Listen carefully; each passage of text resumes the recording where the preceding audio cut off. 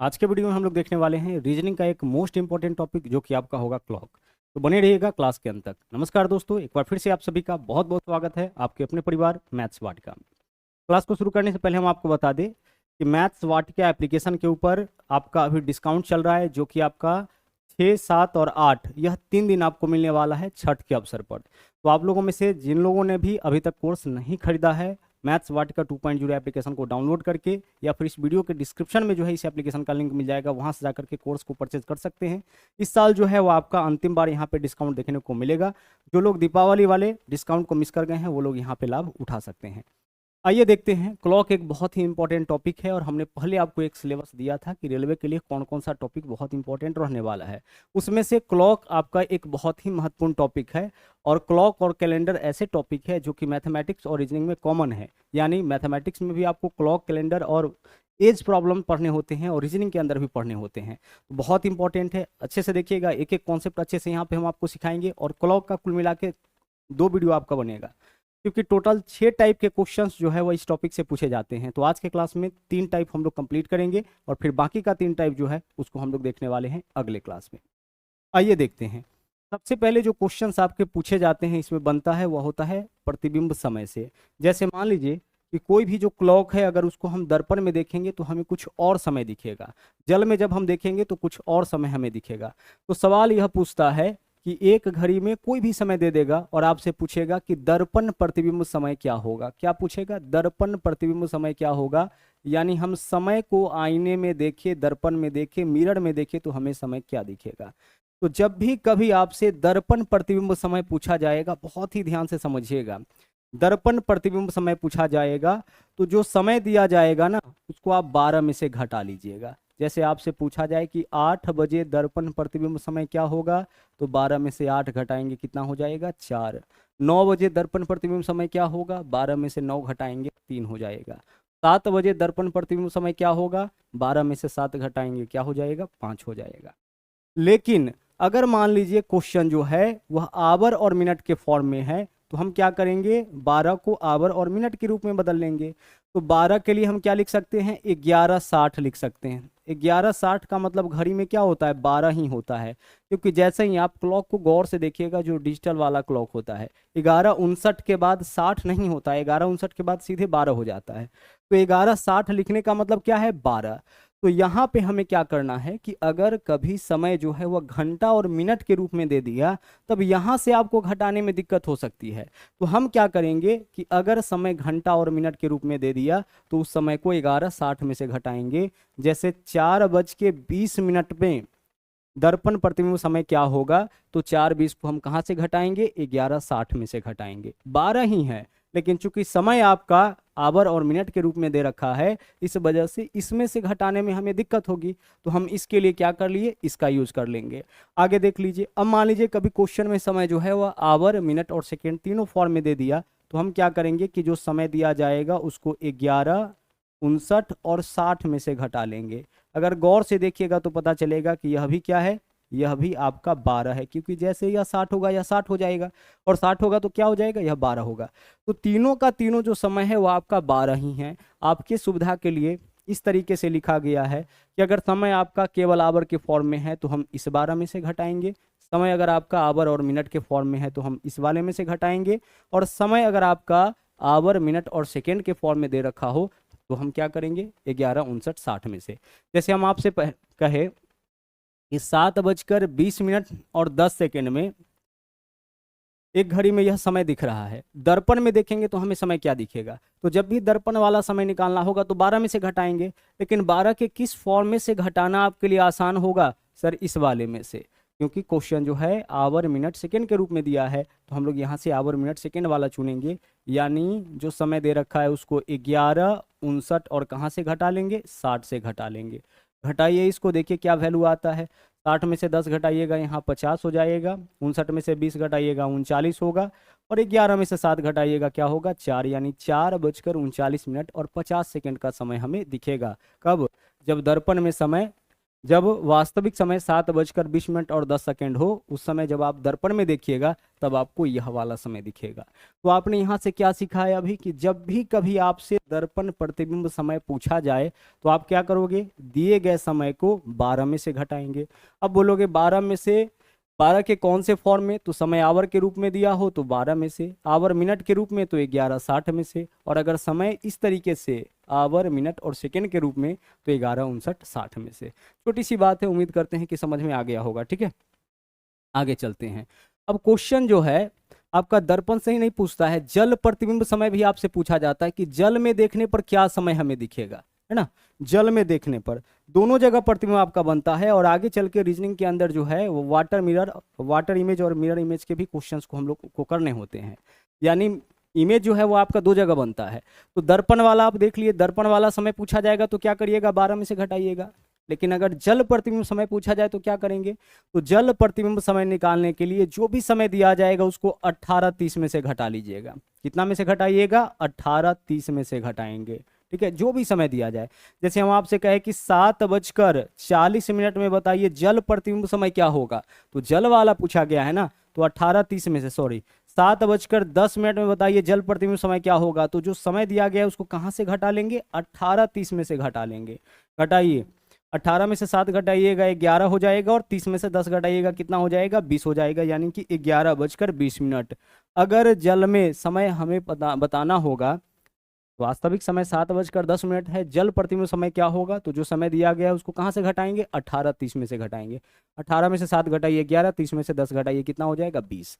लेकिन अगर जो मिनट का वैल्यू है, देख लीजिए यह वाला जो वैल्यू है अगर 30 से ज्यादा हो जाए तो यहाँ घटाने में दिक्कत हो जाती। जैसे आप देखे होंगे यहाँ पे 40 आया था तो उसको हम हटा दिए थे।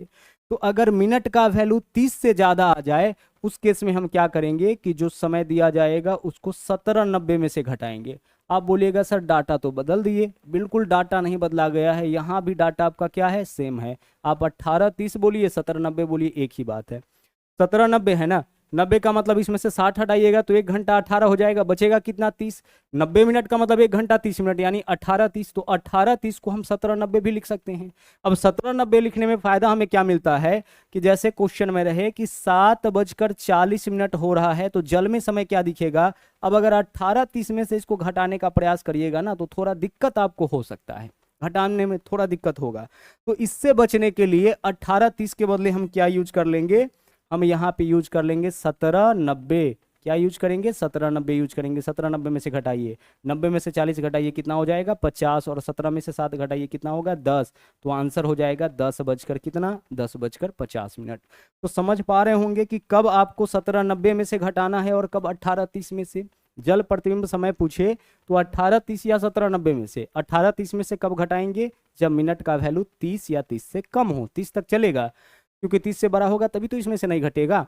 और 17:90 में से कब घटाएंगे, जब मिनट का वैल्यू जो है, जो मिनट का वैल्यू है वह आपका 30 से ज़्यादा, जैसे मिनट 31, 32, 33, 34 इस तरीके से हो जाए तो हम 17:90 का उपयोग कर लेंगे। तो यहाँ से कुल मिला के बस इतना ही सीखे हैं आप कि दर्पण प्रतिबिंब समय निकालने के लिए हम दिए गए समय को क्या करेंगे, 12 में से घटाएंगे, और जल प्रतिबिंब समय निकालने के लिए हम दिए गए समय को 18:30 या 17:90 में से घटा लेंगे। क्लियर।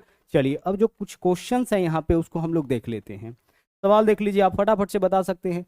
बोला है 7 बजे दर्पण प्रतिबिंब समय क्या होगा।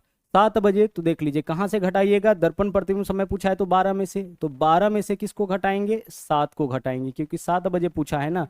बताइए क्या आंसर हो जाएगा। सर कोई दिक्कत नहीं है, हमारा आंसर हो जाएगा 5 बजे। क्या दिखेगा हमें, हमें 5 बजता हुआ दिखाई देगा। बोला है 7 बजे दर्पण प्रतिबिंब समय क्या होगा, आंसर क्या हो जाएगा 5। 8 बजे 4, 9 बजे 3, 10 बजे 2। क्लियर। चलिए आगे चलिए। अब यहाँ है कि दर्पण में घड़ी के प्रतिबिंब में 11:40 दिखाई देता है तो सही समय। देखिए दर्पण वाला समय देकर के सही समय पूछे या सही समय देकर के दर्पण वाला पूछे, एक ही बात है। ठीक है, कंफ्यूज मत करिएगा। तो इस बार क्या है, सही समय बताना है, दर्पण समय दे रखा है कितना है, 11:40। तो दर्पण समय हमें बताना है तो हम क्या करेंगे, जो समय दिया गया उसको 11:60 में से घटाएंगे। चूंकि समय आवर और मिनट के रूप में है, यहाँ जो क्वेश्चन में समय दिया है वो किस फॉर्म में है, आवर और मिनट के फॉर्म में है, तो दिए गए समय को हम कहाँ से घटाएंगे, 11:60 में से। घटाइए, 60 में से 40 घटाइएगा कितना हो जाएगा, 20 हो जाएगा, और 11 में से 11 घटाइएगा 0। जब भी 0 आ जाए तो घड़ी में गौर से देखिएगा, जैसे ही 00 होता होगा ना, उस समय 12 बजता होगा। अब देखिएगा गौर से, 11:59 के बाद अचानक से क्या होता है, पूरा डिजिटल क्लॉक में पूरा 00 हो जाता है। तो 00 होने का मतलब 12। तो जैसे ही आवर 00 हो, इसका मतलब क्या लिख लेंगे, 12। तो 12 के बदले हम 0 लिख सकते हैं, तो कभी जरूरत पड़ेगा ना तो 12 के बदले 0 भी हम लोग लिखेंगे। तो हमारा आंसर क्या हो जाएगा, 00 बज के तो बजेगा नहीं, यानी 12:20। आंसर विकल्प ए। इन बातों का भी आप ध्यान रखिएगा। 11:60 में से जब 11:40 को घटाएंगे तो 0:20 आया, 0 आने का मतलब 12:20 हमारा आंसर हो जाएगा। 0 आने का मतलब 12:20। क्लियर। अगर हम आपसे कहे कि 11:10 में बताइए दर्पण में समय क्या दिखेगा, तो जो समय दिया गया है उसको कहाँ से घटाएंगे, 11:60 में से तो घटाएंगे ना। घटाइए, 60 में से 10 घटाइएगा कितना हो जाएगा, 50। और यहाँ 11 में से 11 घटाइएगा कितना हो जाएगा, 0। 0 का मतलब 12, यानी 12:50 हमारा यहाँ पे आंसर हो जाएगा। इसको घटाइएगा तो कितना आ जाएगा, इसको घटाइएगा तो 0 आ जाएगा। 0 के बदले क्या लेना है, 0 के बदले 12 आपको ले लेना है। क्लियर। चलिए बढ़ते हैं आगे। अगला क्वेश्चन, दर्पण में घड़ी के प्रतिबिंब में 12:50 दिखाई दे रहा है, तो सही समय क्या होगा। वही सब क्वेश्चंस आपके सामने लाए जा रहे हैं जो आपको दिक्कत दे सकता है। क्या है, 12:50 दिखाई देता है तो सही समय। दर्पण समय जब भी पूछा जाए, दिए गए समय को हम क्या करते हैं, 11:60 में से घटाते हैं। तो 11:60 में से आपको क्या घटाना है, 12:50, क्योंकि यही समय दिया गया है। जो भी समय दिया जाए उसको कहाँ से घटाते हैं, 12 में से घटाते हैं। तो 12 में से इसको घटा लीजिए, 60 में से 50 घटाइएगा कितना हो जाएगा, 10। और इधर देख लीजिए, क्या 11 में से 12 घटेगा, नहीं घटेगा। तो आप 12 के बदले क्या ले सकते हैं, 12 के बदले 0 ले सकते हैं। पिछले क्वेश्चन में 0 के बदले 12 लिखे थे, तो इस बार 12 के बदले 0, क्योंकि 11 में से 12 घटेगा नहीं, तो 12 की जगह 0 ले लिए। तो 11 में से 0 घटाएंगे क्या होगा, 11। तो 11:10 आपके क्वेश्चन का क्या होगा, सही आंसर होगा। आप चाहे तो इस चीज को ऐसे भी कर सकते हैं, अगर घटाने में दिक्कत हो तो 11:60 के बदले इसको 24 घंटा के क्लॉक में बदल दीजिए। 24 घंटा के क्लॉक में बदलिएगा तो 23:60 लिखिएगा ना, यही तो 24 घंटा हो गया, 24 बज गया। तो 23:60 में से 12:50 को घटा सकते हैं। तो 23:60 में से 12:50 को घटाइए, क्या आंसर आएगा सर, 11 बजकर यहाँ पे आ जाएगा 10 मिनट, वही आंसर आ रहा है। तो आप इसको 24 घंटे वाले क्लॉक में कन्वर्ट करके भी, जब 11 में से नहीं घटे तो 24 घंटे वाले क्लॉक में कन्वर्ट करके सोल्व कर सकते हैं, लेकिन ज़्यादा आसान यही है। 12 नहीं घट पा रहा है 11 में से, तो 12 के बदले हम 0 लिख दिए। अब 11 में से 0 घटाएंगे, 11 हो जाएगा। यहाँ घटाने के बाद 0 आ गया, इसका मतलब 0 आने का मतलब 12। तो हम 12 के बदले 0 और 0 के बदले 12 लिख सकते हैं। ठीक है। अब चलते हैं जल वाले में। अगला जो सवाल है वह क्या है, जल प्रतिबिंब समय हमें बताना है। वास्तविक समय क्या है, 7:20। जल में क्या होता है, जल प्रतिबिंब समय जब भी निकालना होगा तो दिए गए समय को 18:30 या 17:90 में से घटाइए। 18:30 में से कब, जब मिनट का वैल्यू आपका 30 से कम हो। तो 30 से कम है तो 18:30 में से घटा लीजिए। घटाइए, यहाँ पे देखिए 30 में से 20 घटाइएगा 10 हो जाएगा, और 18 में से 7 घटाइएगा 11। 11:10 आपके क्वेश्चन का यहाँ पे राइट आंसर हो जाएगा। क्या होगा आंसर, 11:10।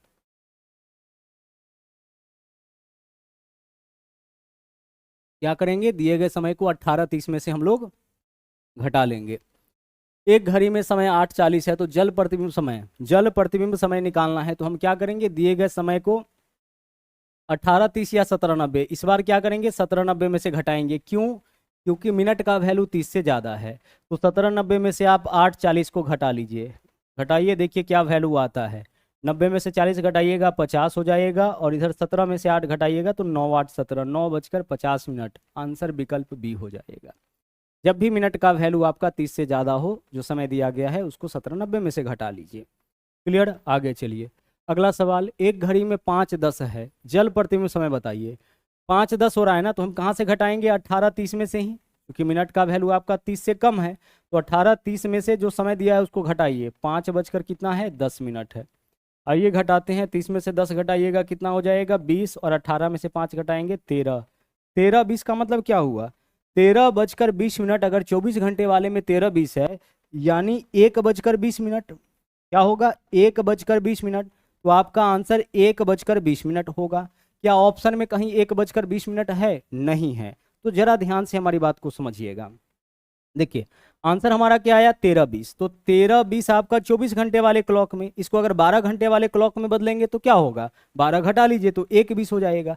तो 1:20 हमारा आंसर होना चाहिए। लेकिन ऑप्शन में 1 20 नहीं है। तो जब ऑप्शन में 1 20 ना हो, ठीक है, जल प्रतिबिंब वाले क्वेश्चन में जो आपने आंसर निकाला अगर वो ऑप्शन में नहीं है तो इससे 1 घंटा कम वाला भी आपका आंसर हो सकता है। तो 1 20 से 1 घंटा कम क्या हो जाएगा, 12 20। तो आंसर हम लोग क्या चुनेंगे, 12 20 चुनेंगे। यानी इस क्वेश्चन का जो आंसर बनता है ना वो आपका 1 20 भी हो सकता है और 12 20 भी हो सकता है, 1 घंटा कम वाला भी, क्योंकि जल वाले में, दर्पण वाले में एग्जैक्ट प्रतिबिंब हमें दिखता है लेकिन जल वाले में अनुमानित समय दिखता है। तो इस वजह से 1 20 और 12 20 दोनों हमारा आंसर होगा। ऑप्शन में 1 20 है तब तो ठीक है, नहीं है तो फिर हम क्या चुनेंगे, 12 20 चुनेंगे। यहां देख लीजिए इस वाले क्वेश्चन का आंसर 9 50 भी होगा और 8 50 भी होगा। अगर ऑप्शन में 9 50 नहीं होता तो हम 8 50 भी अपना आंसर चुन लेते। यहाँ देखिए जल वाला क्वेश्चन है, 11 10 आया है, 11 10 अगर ऑप्शन में नहीं होता तो 10 बज के 10 मिनट भी हमारा आंसर हो सकता है। तो इस बात को भी अपने दिमाग में नोट कर लीजिएगा कि जल वाले क्वेश्चन में क्या होता है, अनुमानित आंसर निकलता है, इसलिए 1 घंटा कम वाला भी हमारा आंसर हो सकता है। तो 2 टाइप आपका यहाँ पे अच्छे से कंप्लीट हो चुका है। अब चलते हैं हम लोग एंगल वाले क्वेश्चन में। यहाँ पे क्या होगा कि समय दिया जाएगा और उसके बेसिस पर आपसे पूछा जाएगा कि कितने डिग्री का कोण बनेगा। जैसे मान लीजिए कि किसी घड़ी में 3 बजे हैं तो 3 बजे क्या होगा, जो आवर वाला सुई होगा वह 12 पे होगा और मिनट वाला सुई कहाँ पे होगा, 3 पे होगा। 3 बजने के सिचुएशन में हमें घड़ी में ऐसे ही तो कांटा दिखेगा, तो 3 बजे देख लीजिए यही पूछा जाता है कि दोनों सुई के बीच कितने डिग्री का कोण बनता है। अच्छा एक बात ध्यान रखिएगा, हमेशा क्या होता है कि 2 सुइयों के बीच में 2 कोण बनता है, एक छोटा कोण और एक कोण इस तरफ से भी तो बनेगा, एक बड़ा कोण, और दोनों कोण को अगर मिला देंगे तो यह सर्किल बनाएगा, मतलब 360 डिग्री। तो बड़े ध्यान से इस बात को समझिएगा कि सेम टाइम में हमेशा 2 कोण बनता है, एक छोटा कोण एक बड़ा कोण। छोटा कोण का मान हमेशा 180 से कम आएगा और बड़े कोण का माप हमेशा 180 डिग्री से बड़ा आएगा। तो क्वेश्चन में छोटा कोण भी पूछा जाता है और बड़ा कोण भी आपका पूछा जाता है। यहाँ देखिए क्या बोला है, 4:52 में घंटे और मिनट की सुई के द्वारा बनाए गए 2 कोणों में से छोटा कोण का माप क्या होगा। और अगर क्वेश्चन में यह ना बोले कि छोटा कोण की बड़ा कोण, तो हम दोनों निकालेंगे, जो ऑप्शन में होगा वो हमारा आंसर हो जाएगा। तो 4:52, समय क्या दे रखा है क्वेश्चन में, 4:52। ध्यान से हमारी बात को समझिएगा, कैसे आप एंगल निकालिएगा। हमें क्या करना है, यहाँ पे एंगल बताना है कि कितने डिग्री का कोण आपका 4:52 में बनेगा। तो एक छोटा सा फॉर्मूला आप याद रखिए, फॉर्मूला क्या है, 60H। वैसे भी 1 घंटा में कितना मिनट होता है, 60। तो आपको लिखना है 60 गुना H माइनस 11 गुना M, 11 गुना M और बट्टा में रहेगा 2, यही आपके क्वेश्चन का आंसर हो जाएगा। 60H माइनस 11 M बट्टा 2। H की जगह आवर वाला वैल्यू रखना है और M की जगह मिनट वाला वैल्यू रखना है। जैसे 4:52 में आप बताइए कि H का वैल्यू क्या हो जाएगा, H का वैल्यू आपका 4 हो जाएगा और M का वैल्यू क्या होगा, M का वैल्यू आपका यहाँ पे 52 हो जाएगा। क्लियर हो रहा होगा। जो आवर वाला वैल्यू है उसको H के जगह रखना है और जो मिनट वाला वैल्यू है उसको M के जगह रखना है, ठीक है। साथ ही साथ यहाँ आपको डिफरेंस निकालना है, यानी यह बड़ा होगा तो इसमें से इसको घटा देंगे और अगर इधर वाला बड़ा होगा तो इसमें से इसको घटा देंगे। और यहाँ 11 से गुना करना है, तो 11 से गुना करने का एक ट्रिक भी होता है, ध्यान रखिए। जैसे मान लीजिए 72 में गुना करना है 11 से, तो हम क्या करेंगे, गौर से देखिएगा। पहले अंक को वैसे ही लिखिए, बीच में इस दोनों को जोड़ लीजिए तो 7 और 2 9, और लास्ट वाला अंक को भी वैसे ही लिखिए। अगर हम आपसे कहे कि आप जो है 62 में गुना करके बताइए 11 से, तो 62 में 11 से गुना करना होगा तो पहला अंक सेम रहेगा, बीच में इस दोनों को जोड़ के लिखिए 6 और 2 8, अंतिम अंक आपका सेम रहेगा। क्लियर हो रहा है। तो 11 से गुना करने का यह ट्रिक है, और ट्रिक यहाँ पे क्यों बताए हैं, क्योंकि फॉर्मूला में 11 से मल्टीपल है ना, 11M है, तो हर बार 11 से गुना करना पड़ेगा, और 11 से चूंकि हर बार गुना करना है इसलिए इसका ट्रिक भी हम लोग यहाँ पे जान लिए ताकि गुना करना आपके लिए आसान हो जाए। अब रखिए H की जगह क्या लीजिएगा, 4, तो 60 गुना 4, 6 चौके 24, 240 हो जाएगा, माइनस M के जगह 52, तो 52 गुने 11, 11 गुने 52, 5 7 2 होगा, 500 कितना हो जाएगा, 72। भाई जब आप गुना करिएगा 52 में 11 से, तो 5 2 अलग अलग बीच में जोड़ के लिखिए 572, और नीचे में क्या रहेगा, नीचे में रहेगा 2। क्या करना है आपको, बड़े में से छोटा को घटाना है, तो घटाइए, यह बड़ा है या छोटा है। 2 में से 0 घटाएंगे कितना हो जाएगा, 2 हो जाएगा। 7 में से 4 घटाएंगे कितना होगा, 3 होगा, और 5 में से 2 घटाएंगे कितना हो जाएगा, 3 होगा, 332 हो गया। 332 में यहाँ पे क्या करना है, 2 से भाग करना है, 2 से भाग कर लीजिए, 2 एकम 2 हो जाएगा। अब आपके पास 1 बचेगा 13, 2 छक्के 12, यहाँ पे एक बचा 2 छक्के 12 यानी 166 डिग्री आपके क्वेश्चन का आंसर हो जाएगा। क्या आंसर होगा? 166 डिग्री।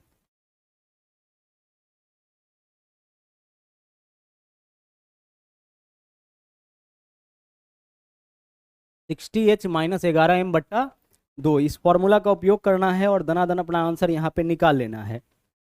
अच्छा देखिए, क्योंकि छोटा कोण पूछा है और इस कोण का माप जो 180 से कम आया है, मतलब छोटा ही कोण होगा, तो एक कोण आपका 166 डिग्री। मान लीजिए कि दूसरा एंगल इसमें निकालना होता तो हम क्या करते?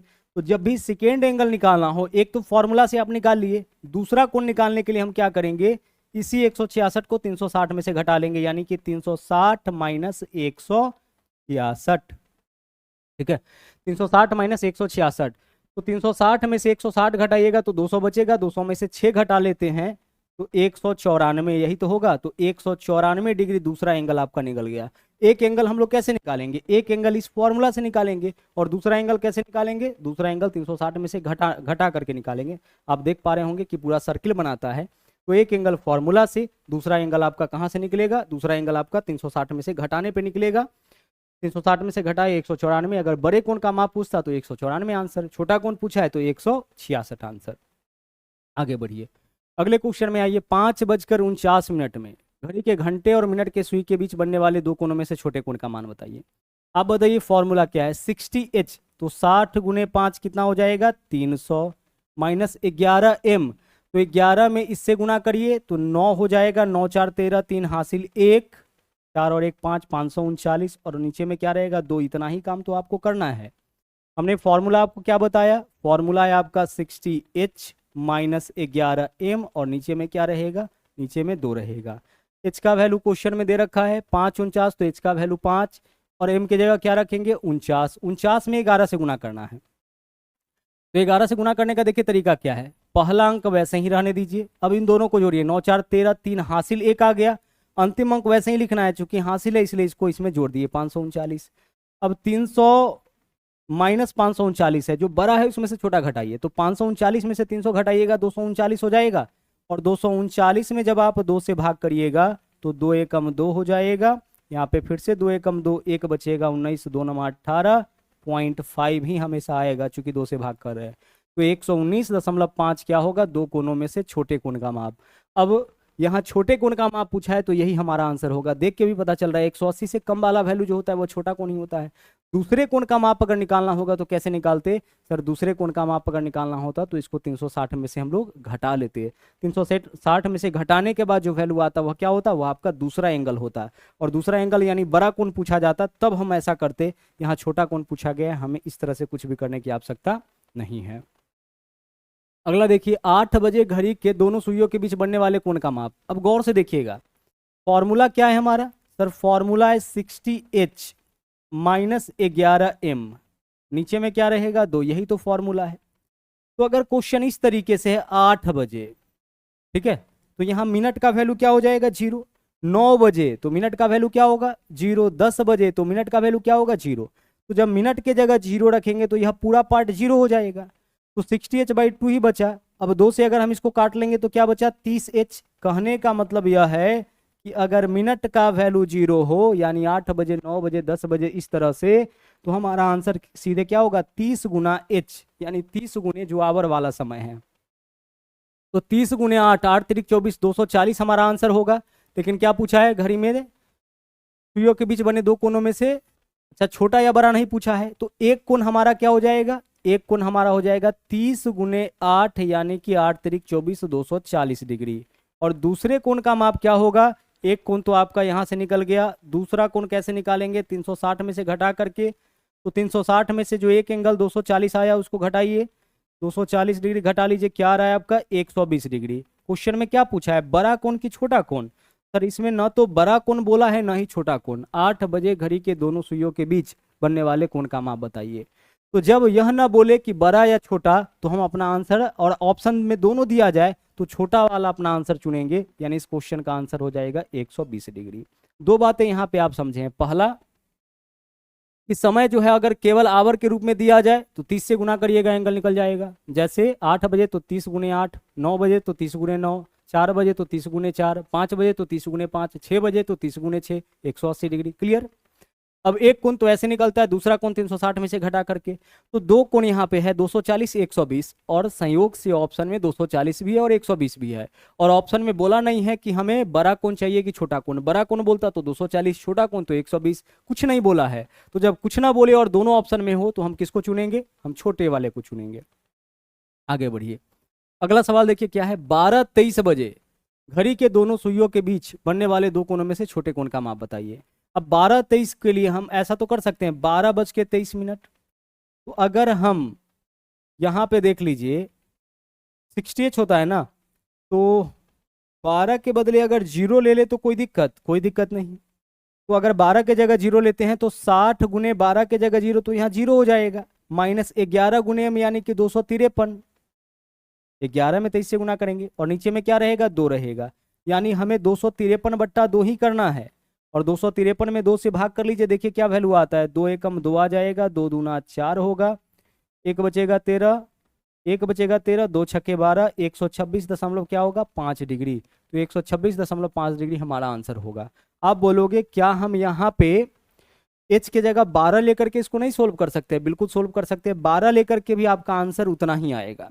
तो 12 लेकर के भी आंसर हम लोग निकाल सकते हैं और 0 मान के भी इसका आंसर निकाल सकते हैं। आप बोलोगे अगर सर h के जगह 12 लीजिएगा तो 60 गुने 12 720 हो जाएगा ना, 12 छक्के 72 720 माइनस 11 m का वैल्यू 253, और नीचे में क्या रहेगा, नीचे में आपका 2 रहेगा। घटाइए इसको, 10 में से 3 घटाएंगे कितना होगा 7, यह आपका बचेगा 11, 11 में से 5 घटाएंगे तो 6 हो जाएगा, और यह बचा आपका 6, 6 में से 2 घटाएंगे 4, 467 होगा ना, 10 में से 3 तो 7, और 11 में से 5 तो 6, और 6 में से 2 तो 4, 467/2, 467/2 करेंगे कितना हो जाएगा, 2 दूना 4, 2 तिया 6, 2 तिया 6.5, 233.5। तो एक कोण यहाँ से निकला। अब एक कोण आपका यहाँ से निकला है तो दूसरा कोण हम कैसे निकालेंगे, 360 में से घटा करके। तो 360 डिग्री में से आप घटा लीजिए 233 दशमलव कितना 5 डिग्री। आप इसमें से 233 ही घटाइए, ठीक है, आप इस तरीके से घटा सकते हैं ना, 233 ही घटा लीजिए, या फिर 360 को ऐसे लिख दीजिए 360.00, इसमें से 233 दशमलव कितना घटाना है 5, तो 5 0 कर लीजिए, दशमलव के बाद 0 का कोई वैल्यू नहीं है। यहाँ पे 0, 10 में से 5 घटाएंगे 5 हो जाएगा, या आपका क्या बचेगा 9, 9 में से 3 घटाएंगे 6 हो जाएगा, तो बचेगा आपका 5, 5 में से 3 घटाएंगे 2, और यह आपका क्या है 3, 3 में से 2 घटाएंगे 1, यानी 1 और 2 अंक के बाद दशमलव, तो 126.50 डिग्री वही आया। मतलब 126 दशमलव कितना 126.5 डिग्री यह आपका यहाँ पे वैल्यू आया है, ठीक है। दशमलव के बाद एक ही 0 देने पे हमारा काम यहाँ पे चल जाएगा, 2 0 देने की आवश्यकता नहीं है। तो एक कोण इतना आया, दूसरा कोण इतना आया, मतलब 12 रखने पर भी हमारा आंसर आ रहा है। अब छोटा कोण का माप पूछा है तो यह वाला हमारा आंसर। तो आप देख पा रहे होंगे कि जब हम 12 रख रहे हैं तो कैलकुलेशन थोड़ा ज़्यादा हो रहा है। तो 12 के जगह 0 रखने में क्या दिक्कत है, 0 के जगह 12, 12 के जगह 0 हम लिख सकते हैं। तो यहाँ हम h का वैल्यू क्या ले लिए 0, और जैसे ही h का वैल्यू 0 लेंगे तो सिर्फ 11 गुने 23/2 करना होगा, और 11 गुने 23 कितना होगा 253/2, 253/2 ही हमारा आंसर हो जाएगा। क्लियर, चलिए इतना क्लियर हो गया है। अब अगले क्वेश्चन में आइए, यहाँ पे सवाल में घंटा मिनट और सेकेंड तीनों दिया है।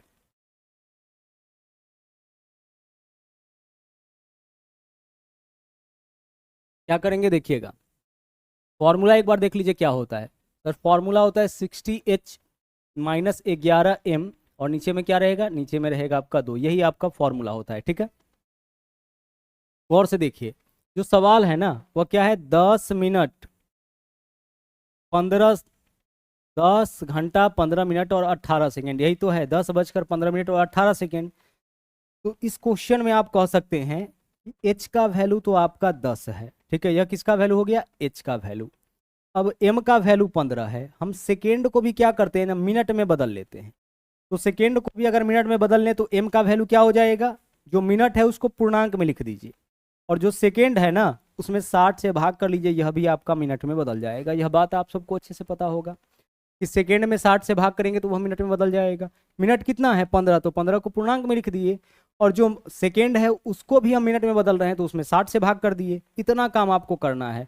काटिए, 6 से काटिएगा 6 त्रिक 18, 6 से काटिएगा 6 दहाई 60, 15 दहाई 150 और 3 153/10 हो गया। इतना काम आपको अलग से करना होगा। यह वैल्यू किसका हो गया? m का। यानी 15 मिनट 18 सेकेंड का मतलब 153/10 मिनट। 15 मिनट 18 सेकेंड का मतलब 153/10 मिनट। क्या करना है हमें? जो मिनट है उसको पूर्णांक में लिखना है और सेकेंड में 60 से भाग करना है। इस तरीके से आपका मिनट का वैल्यू आ जाएगा। अब फॉर्मूला लगाइए, 60 गुने h, तो h की जगह क्या रहेगा? 10। तो 60 गुने 10 कितना? 600 माइनस 11 गुने कितना लिखेंगे हम? 11 गुने लिखेंगे यहाँ पे 153 कितना रहेगा? 10। यही तो रहेगा। यहाँ क्या लिखे हम लोग? 60 गुने 10 पूरा पूरा लिख देते हैं, कोई दिक्कत आपको नहीं होना चाहिए। चलिए 60 गुने 10 यानी कि 600। 60 गुने 10 यानी कि 600, क्योंकि एच का वैल्यू 10 है। और नीचे में क्या रहेगा? नीचे में 2 रहेगा। अब इसका कैलकुलेशन कर लीजिए 2 को छोड़ करके, गौर से देखिएगा। इसके नीचे में कुछ नहीं है, तो इस 10 से 600 में गुना तो कितना हो जाएगा? यह वैल्यू आपका 6000 हो जाएगा। माइनस 153 में 11 से गुना करना है, तो सबसे पहले 3, 3 में 5 जोड़ेंगे तो 8, 5 में 1 जोड़ेंगे तो कितना होगा? 6, और बाकी 1 को अपने स्थान पर रहने दीजिए। ठीक है, ऐसे भी देख लीजिए। 11 तिया 33 हासिल 3, 11 पंचे 55, 3 58, 8 हासिल 5, 11 और 5 16। तरीका क्या है 11 से गुना करने का? पहले अंक को लिखिए, अब जोड़ते हुए आगे बढ़िए। 3 और 5 8, 5 और 1 6, अंतिम वाला अंक वैसे ही रहने दीजिए। और साथ ही साथ नीचे में अब क्या रहेगा? इसके नीचे में आपका यह 10 है और यह 2 है, यानी 10 गुना 2 20 हो जाएगा ना। इस पूरे का एलसीएम कितना है? 10। तो 10 अब नीचे में आएगा, आएगा ना। हम इसका कैलकुलेशन किए तो कितना आ गया? 6000 माइनस 1683/10, और पहले से 2 तो नीचे 20 आ गया। घटाइए, यहाँ देखिए 10 में से 3 घटाइएगा कितना हो जाएगा? 7 हो जाएगा। 9 में से 8 घटाइएगा कितना हो जाएगा? 1 हो जाएगा। 9 में से 6 घटाइएगा कितना होगा? 3, और यह 5 में से 1 घटाएंगे 4। नीचे में क्या है आपका? 20। 20 से भाग कर लीजिए, 20 से भाग करिएगा, आंसर आ जाएगा। देखिए 20 दूना 40, 3 बचेगा 30, 20 से कम 20, 11 बचेगा 117, 20 पंचे 100, क्या बचा आपका? 117 है ना। तो 117 है आपका यहाँ पे, 100 हो गया। अब क्या बचा? 17। 17 आपके पास बचा है, पॉइंट देंगे उसके ऊपर 0। 20 अठे 160, 10 बचेगा, 20 पंचे 100, यानी इतने डिग्री का कोण बनेगा, 215.85 डिग्री। अब यह तो बड़ा कोण है, क्या पूछा है? छोटे कोण का माप बताइए। तो छोटा कोण निकालना है तो हम क्या करेंगे? जो दूसरा कोण हमारा होगा वह 360 में से घटा करके, तो 360 डिग्री में से पॉइंट में दिया है तो इसको भी पॉइंट में लिख लीजिए, और पॉइंट के बाद 2 अंक है तो 2 अंक के रूप में इसमें से आप 215.85 को घटा लीजिए। देखिए क्या वैल्यू आता है। 10 में से 5 घटाएंगे 5, 9 में से 8 घटाएंगे 1 हो जाएगा पॉइंट, 9 में से 5 घटाएंगे 4, 5 में से 1 घटाएंगे 4, 3 में से 2 घटाएंगे 1, यानी 144.15 डिग्री छोटे कोण का माप हो जाएगा। तो आंसर हमारा क्या बनेगा इस क्वेश्चन का? विकल्प बी, 144.15 डिग्री। 144 दशमलव क्या होगा? 15 डिग्री वाला। वैसे भी देख लीजिए, यहाँ 85 है ना, बचा कितना? 15, तो 15 वाला ही हमारा आंसर होगा, जिसके लास्ट में 15। अगर 75 होता तो लास्ट में जिसका 25 होता वो हमारा आंसर होता। तो एक बार पैटर्न अच्छे से समझ लीजिए, फिर जो है आप इसको और ज्यादा शॉर्ट कर सकते हैं। बढ़ते हैं अगले क्वेश्चन में। यहाँ देखिए, एक 12 घंटे वाली घड़ी में घंटे की मिनट वाली सुई और घंटे वाली सुई के बीच प्रातः 6:30 और 30 सेकंड में बनने वाले दो कोणों में से बड़े कोण का माप। इस बार बड़े कोण का माप पूछा है। आप बताइए सबसे पहले कि h का वैल्यू इस क्वेश्चन में क्या है? सर h का वैल्यू इस क्वेश्चन में 6 है। m का वैल्यू बताइए। m का वैल्यू आपका 30 तो दिया है, किस फॉर्म में? 30 आपका दिया आवर के रूप में, तो इसको पूर्णांक में लिख लिए। और इसके बाद 30 सेकेंड है, तो इस सेकेंड को मिनट में बदलने के लिए हम 60 से भाग कर देंगे। बस इतना काम आपको अलग से करना है। 30 दूना 60, कैलकुलेट करिए, कुछ नहीं तो 1 है ना, तो 30 दूना 60 और 1 61/2 आपका वैल्यू किसका हो गया? 61/2 वैल्यू हो गया m का। फॉर्मूला लगाइए, 60 गुने h, यानी 60 गुने हम क्या रखेंगे? 6, तो 60 गुने 6 कितना हो जाएगा? 360 माइनस 11m, तो 61। यहाँ देखिए 61/2 गुने कितना रहेगा? 11, या 11 गुने 61/2 यही लिखेंगे।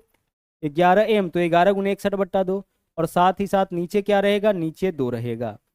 इस 2 से इसमें गुना होगा, चूंकि इसका भिन्न का घटाव कर रहे हैं, तो 360 में 2 से गुना 720 माइनस 61 में 11 से गुना करिएगा 671 हो जाएगा। 6 और 1 के बीच में जोड़ के रख देंगे और साथ में नीचे यह 2 और यह 2 यानी कितना हो जाएगा 4।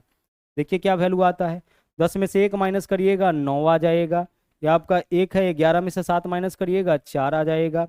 और 6 में से 6 माइनस करिएगा 0, यानी 49 बट्टा कितना आ गया 4।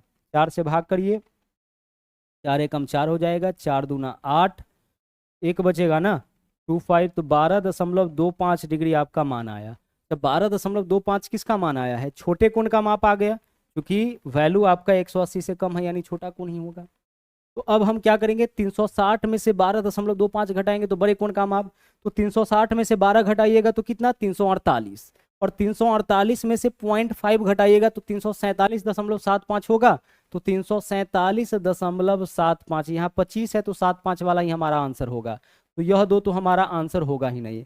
और क्या 348.75 होगा, तो 360 में से 12.25, तो 360 में से पहले 12 घटाइए, कितना आया 348, और 348 में से 0.5 अगर हम घटा लेंगे तो 347 ही पूरा रहेगा, और 1 में से 0.5 घटेगा यानी 0.75, तो 347.75 आपके क्वेश्चन का यहाँ पे सही आंसर हो जाएगा। तो आप यहाँ पे क्या सीखे हैं कि जब भी एंगल आपको बताना हो फॉर्मूला लगाना है 60h माइनस 11m/2, इसमें से जो बड़ा वैल्यू होगा उसमें से छोटा वाला को आपको घटा लेना है। और अगर क्वेश्चन में कभी आवर, मिनट और सेकंड भी दे दे तो भी हमें कोई दिक्कत नहीं है, आवर को तो हम वैसे ही ले लेंगे और सेकंड को क्या करेंगे, मिनट में बदल देंगे। सेकंड को हमें क्या करना है, मिनट को पूर्णांक में रखना है और सेकंड के बट्टा में 60 करके सेकंड को भी मिनट में बदल लेना है। और इस तरीके से दो ही वैल्यू आपको मिलेगा, आवर और मिनट, और आवर और मिनट का वैल्यू निकल गया। उसके बाद 60h माइनस 11m/2 कर लेना है। यहाँ से एक कोण का माप निकलेगा, अगर उस कोण का माप 180 से छोटा है इसका मतलब कि वह छोटा कोण है, 180 से बड़ा है यानी कि बड़ा कोण है। तो अगर छोटे कोण का माप पूछ रहा है तो 180 से छोटा वैल्यू आया है, वही आंसर। जैसे हमारा आंसर यहाँ 12.25 कब हो जाता, जब छोटे कोण का माप पूछा। हमसे क्या पूछा इस बार कि बड़े कोण का माप क्या होगा, तो बड़ा कोण का माप तो 180 से बड़ा होगा। तो एक कोण आपका सेम टाइम में हमेशा दो कोण बनता है, तो एक कोण आप फॉर्मूला से निकाले हैं तो दूसरा कोण कैसे निकालेंगे, 360 में से घटा करके। तो 360 में से घटा लीजिए इसको, क्या वैल्यू आएगा 347.75। तो इस तरीके से क्लॉक का 3 महत्वपूर्ण टाइप यहाँ पे हम लोग कंप्लीट कर लिए हैं। बाकी का जो 3 टाइप बचा हुआ है वह भी बहुत ज़्यादा महत्वपूर्ण है और वहाँ से भी लगातार क्वेश्चंस देखने को मिलता है, लेकिन वह आपको मिलेगा अगले क्लास में। तो चलिए आज के लिए इतना ही, मिलते हैं अगले वीडियो में। और इसका PDF जरूर डाउनलोड करिएगा मैथ्स वाटिका टेलीग्राम के ऊपर से। तो अगले क्लास में फिर बाकी की चीज़ों को हम लोग देखेंगे। थैंक यू, जय हिंद।